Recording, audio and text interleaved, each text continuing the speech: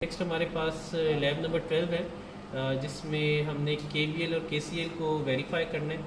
ठीक है, ये ऑलरेडी हम हार्डवेयर के पर कर चुके हैं। इलेक्ट्रॉनिक वर्कबेंच पे कैसे करना है उसके लिए हमारे पास ये सर्किट मौजूद है। इस सर्किट को हम इम्प्लीमेंट करेंगे इलेक्ट्रॉनिक वर्कबेंच के ऊपर, और उसके बाद ये प्रोसीजर यहाँ पे स्टेप बाय स्टेप मेंशन है कि आपने इस सर्किट को इम्प्लीमेंट करने के बाद रीडिंग्स कैसे लेनी है, ये वोल्टेज मुहैया करनी है, करंट मुहैया करना है, और आपने सम ऑफ करंट्स एट नोड्स करने हैं और परसेंटेज डिफरेंस देखने हैं।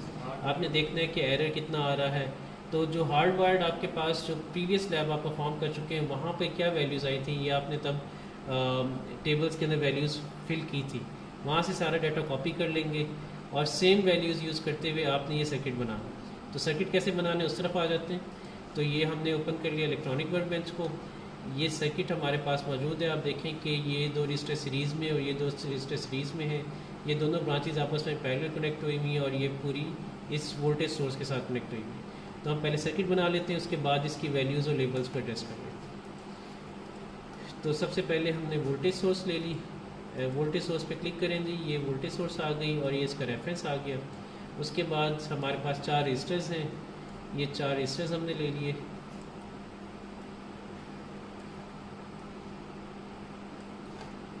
अब हमने वो सर्किट बनाना है। उस सर्किट को बनाने के लिए देखें, 2 रजिस्टर्स ये हैं, इनको आपने सीरीज़ में कनेक्ट किया। ये 2 रजिस्टर्स हैं, इनको आपने सीरीज़ में कनेक्ट किया। इन दोनों ब्रांचेस को आपस में पैरेलल में कनेक्ट कर दें।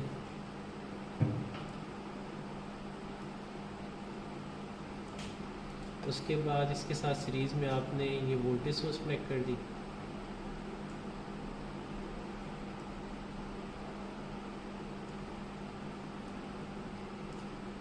तो ये वोल्टेज सोर्स आपके पास इसके साथ आ गई।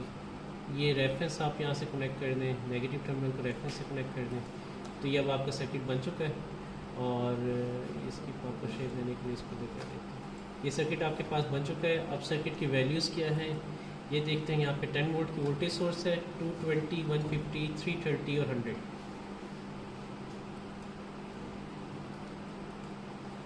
यहाँ पर आ जाते हैं। ये 12 वोल्ट बाय डिफ़ॉल्ट था, इसको 10 वोल्ट कर देते हैं।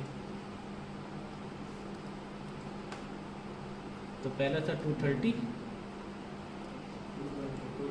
220, तो ये 220 ओम हो गया।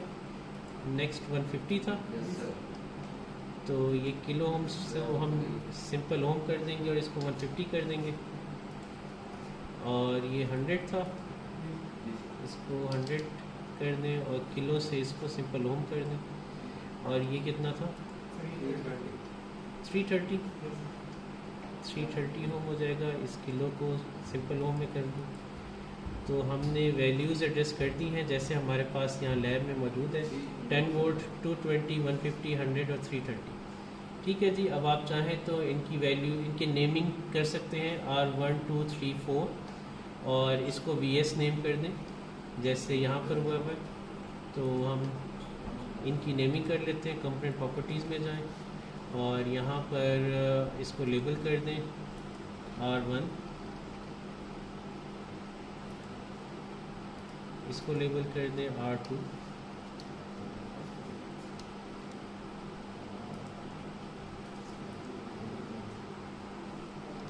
R3,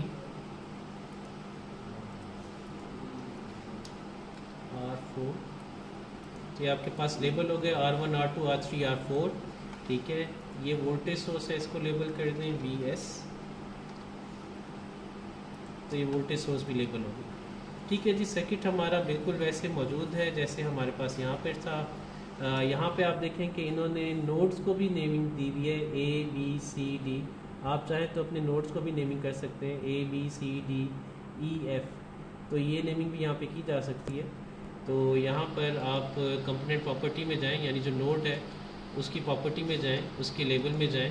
तो आप यहाँ पर उसका नेम कर दें A। तो यहाँ पे आपको A लिखा हुआ नज़र आ जाएगा।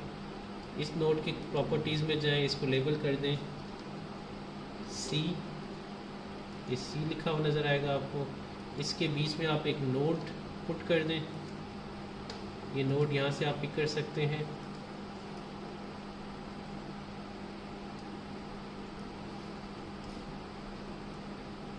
इस नोड को नेम कर दें B।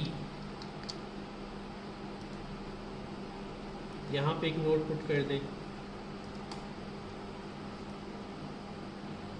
इस नोट का बिल्कुल वैसे ही इफेक्ट होगा जैसे आपने वायर को डायरेक्टली कनेक्ट किया हो। ये जस्ट नेमिंग के लिए है, तो यहाँ पर आपने इसका नेम कर दिया D। बाकी नेम्स आपके पास EF थे, ABCD। यहाँ पर आपने एक नोट पुट कर दिया।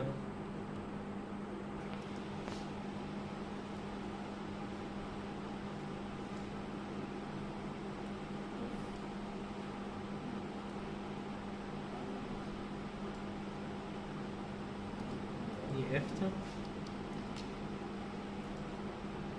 इसी तरह इस नोट का नेम आपने कर दिया E।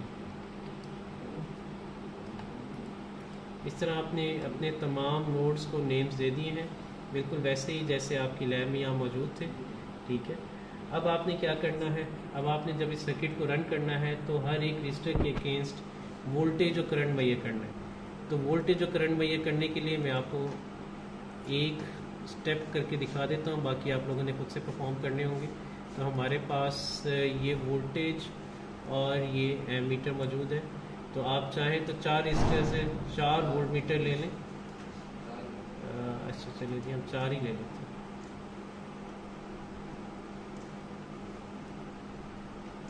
और ये एमीटर है, ये आप ले लें। आप चाहें तो 3 एमीटर ले सकते हैं, एक इस ब्रांच के लिए, एक इस ब्रांच के लिए और एक टोटल के लिए। 3 हो गया जी। तो अब आप देखें जी, ये 4 वोल्ट मीटर हैं, इनको रोटेट कर दें ताकि आप इनको कनेक्ट कर सकें। थोड़ा सा सर्किट को हमें एडजस्ट करना पड़ेगा ताकि हम अपने एम मीटर्स को बीच में इजीली इंसर्ट कर सकें। या जस्ट आपके अंडरस्टैंडिंग के लिए मैं यहाँ से कर देता हूँ ताकि आपके लिए प्रॉब्लम ना हो और ये थोड़ा सा क्विकली वीडियो कंप्लीट हो सके। तो मैंने अपने तमाम वोल्ट मीटर्स को यहाँ पे कनेक्ट करना शुरू कर दिया। ये पहला वोल्ट मीटर R1 के पास आ गया, दूसरा वोल्ट मीटर R2 के पास आ गया, तीसरा वोल्ट मीटर R3 के पास आ गया और चौथा वोल्ट मीटर R4 के पास आ गया। हमने वोल्ट मीटर जैसे आप चाहें तो एक साथ बारी बारी एक ही वोल्ट मीटर सबके पास लेकर लीजिए। नेक्स्ट आपने एम मीटर कैसे कनेक्ट करना है वो मैं आपको दिखा देता हूँ। हम किसी एक जगह पे यहाँ से इसको डिस्कनेक्ट कर लेते हैं। यहाँ पे एम मीटर एडजस्ट कर लेते हैं सीरीज़ में। तो टोटल करंट कितना फ्लो कर रहा है ये यहाँ पे नज़र आ जाएगा। अब हमारे पास ये 2 एम मीटर्स हैं जिनको कनेक्ट करना थोड़ा सा यहाँ पे कॉम्प्लिकेटेड हो रहा है क्योंकि इक्वेशन हमारी थोड़ी एक दूसरे बात इसलिए अब इसको चलेगा इसको आपको रिस्पेक्ट करना पड़ेगा। और ये हमारा एम मीटर सीरीज में कनेक्ट हो जाएगा। इसी तरह जो दूसरा तीसरा मीटर है उसको भी आप सीरीज में कर सकते हैं। इस एक पॉइंट से इस पॉइंट रिस्पेक्ट करें और सीरीज में एम मीटर कनेक्ट करें। इस तरीके से हमारे पास 3 एमीटर है, एक एमीटर कोई सर्किट करने देगा, एक एमीटर जो ब्रांच ABC का करने देगा, एक एमीटर जो ब्रांच CB का करने देगा। 4 वोल्ट मीटर्स लगे हुए R1 R2 R3 R4 के क्रॉस अलग अलग क्या वोल्टेजेस आ रही हैं इनको मुहैया करने के लिए। तो अब हम अपने सर्किट को ऑन करते हैं, यहाँ से रन करते हैं तो हमारे पास ये सारी वैल्यूज़ नज़र आ रही होंगी। आप देखें R1 के क्रॉस कितनी वोल्टेज आ रही है, R2 के क्रॉस कितनी आ रही है, R3 के क्रॉस कितनी आ रही है, R4 के क्रॉस कितनी आ रही है। इसी तरह एम मीटर इस ब्रांच में कितना करंट है, इस ब्रांच में कितना करंट है, टोटल कितना करंट फ्लो हो रहा है, ये सारी वैल्यूज़ हमें यहाँ पर नज़र आ रही है। तो इस तरीके से जो हमारी ये लैब है, ये लैब सॉफ्टवेयर पे सिमुलेट हो गई। अब हमने क्या करना है, ये वैल्यूज़ इन टेबल्स के अंदर एडजस्ट कर देनी है और इनमें जब आप एडजस्ट कर देंगे तो आपको परसेंटेज एरर नज़र आ जाएगा। जो आपने हार्ड वायर्ड सर्किट बनाया था उस पर क्या वैल्यूज़ थी और जो आपने वर्क बेंच पे बनाया उस पर क्या वैल्यूज़ है, यहाँ पे आपने उसका परसेंटेज एरर लिखना होगा। इस तरह से हमारी लैब नंबर 12 कंप्लीट होगी।